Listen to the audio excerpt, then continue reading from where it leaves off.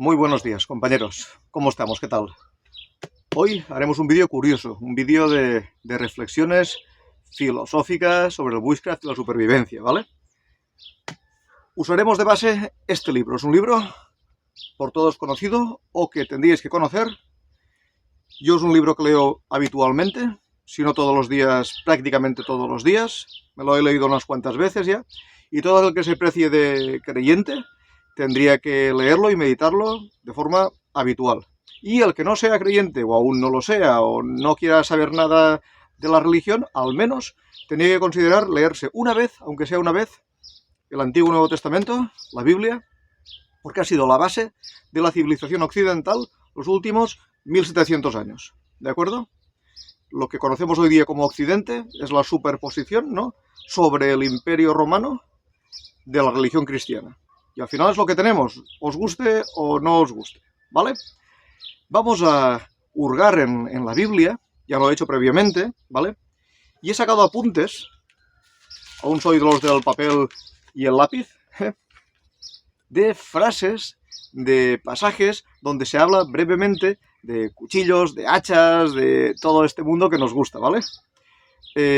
Son muy interesantes, la verdad. Hay alguna de especialmente profunda que os va a gustar y que quizá incorporéis a vuestro bagaje, ¿vale? Así que, sin más dilación, vamos a abrir el texto sagrado y buscaré, ya lo he buscado, ¿no? Os leeré trocitos que quizá nos den pie a hablar de diversas cosas, ¿vale? Vamos a ello. A ver, empezamos fuertecitos ya, ¿eh? Dice: Séfora tomó un cuchillo de piedra y cortó prepucio a su hijo. Vale.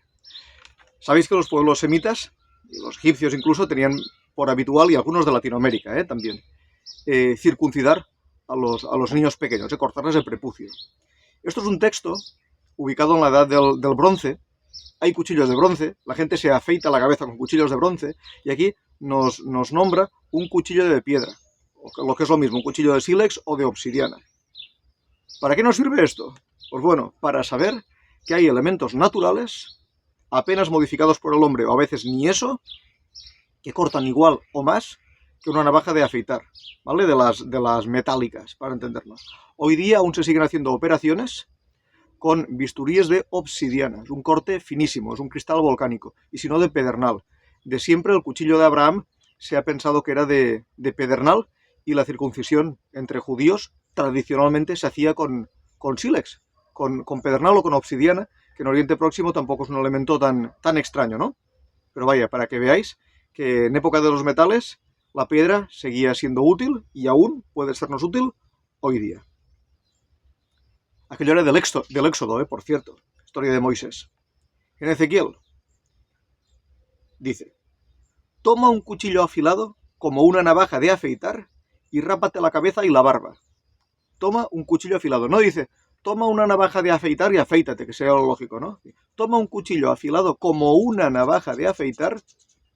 Es decir, cuando nosotros afilamos nuestros cuchillos y los dejamos para afeitar, que los pruebo siempre, hay gente que me dice, bueno, eso no es necesario, ¿afeitar para qué? Bueno, ya en el Antiguo Testamento se habla de que un cuchillo se puede afilar tanto como para que afeite, o que es ambivalente, una navaja de afeitar o un cuchillo, ¿vale?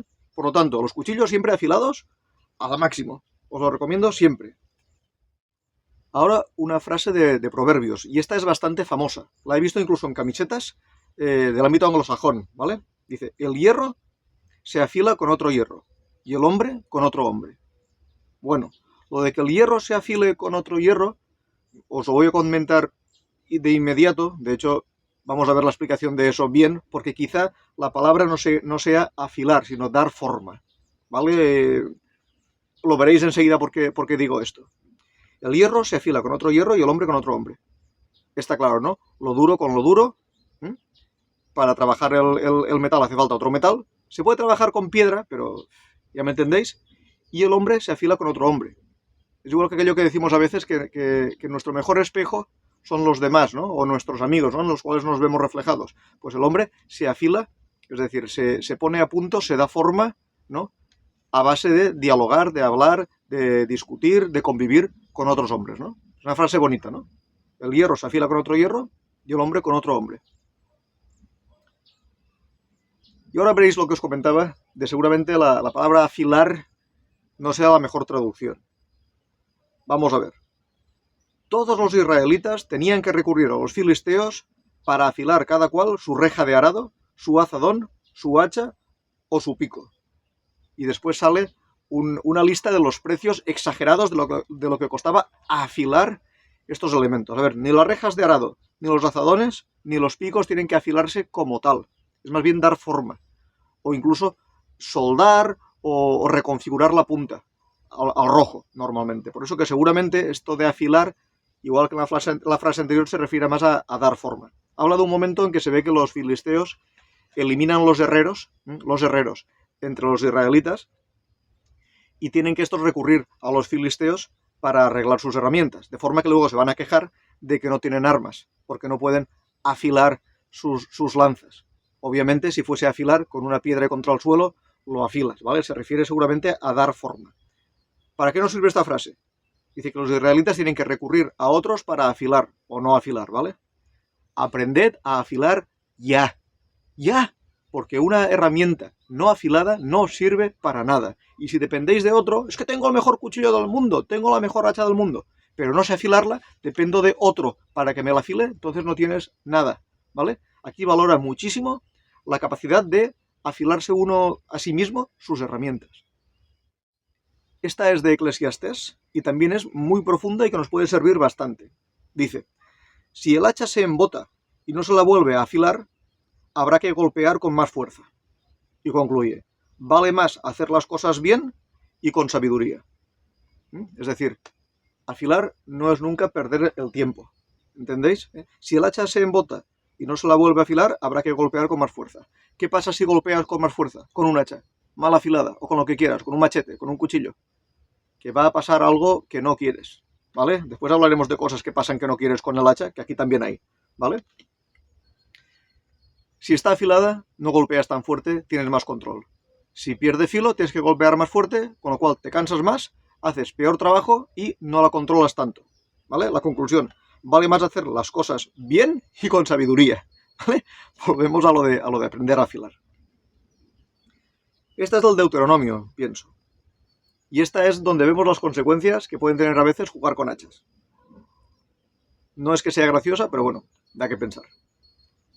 Dice, si alguien va con su compañero al bosque a cortar leña y al dar el hachazo se le escapa el hacha del mango, es decir, se sale la cabeza, y ésta alcanza a un compañero y lo mata, son normas para qué hacer después de eso. Es decir, te vas con tu amigo, dice que es tu compañero, no quieres matarlo, vas al bosque, estás cortando con el hacha pues no tiene un mantenimiento, tiene un mango cochambroso, ¿vale?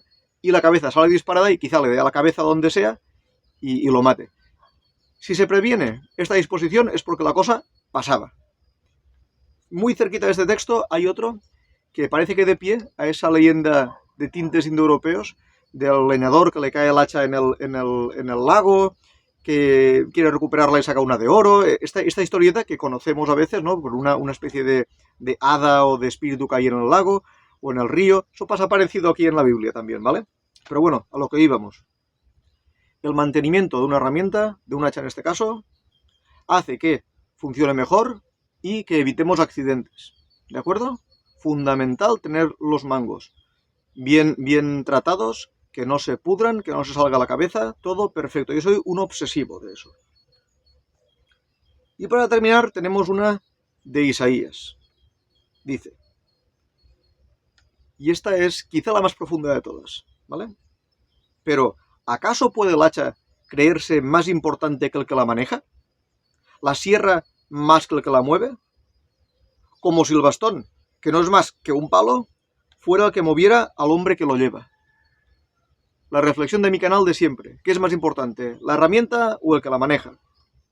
Y aquí podríamos estar horas, ¿eh? Pero es gracioso, ¿no? Volvamos a leer.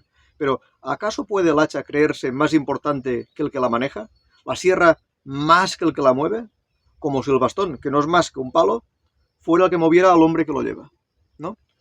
Lo digo porque ya terminando, todas estas veces que yo os digo, aprended a manejar los instrumentos. No os fiéis de la calidad de un utensilio pensando que es mágico y él solo va a trabajar, ¿no? Aquí la frase se refiere a la relación del humano, de la criatura, respecto a Dios, ¿no? Es cuando la persona se cree más que Dios. ¿Y acaso es más lo creado que el creador? A veces lo compara también con la alfarería. ¿Es más la vasija que el alfarero? ¿No? Pues estamos en eso.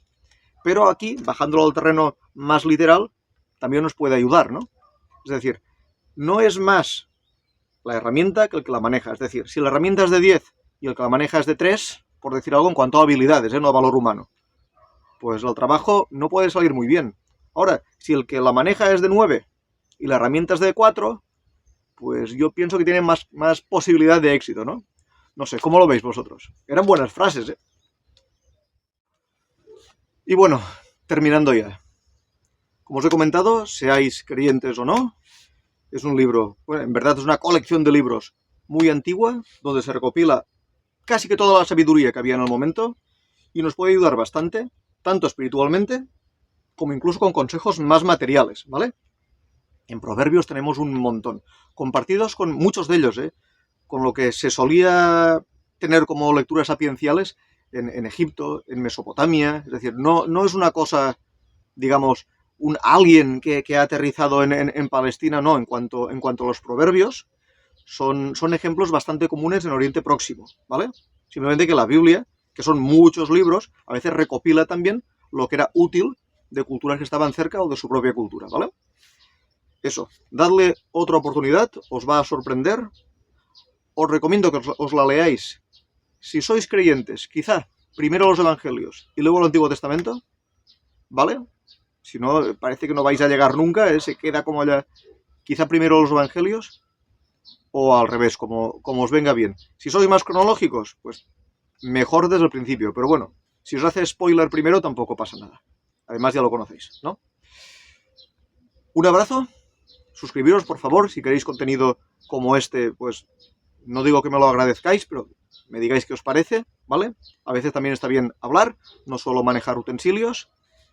Y el próximo vídeo sí que será más material y os mostraré un proceso de fabricación de piedras artificiales de afilar, ¿vale? Un abrazo y hasta pronto.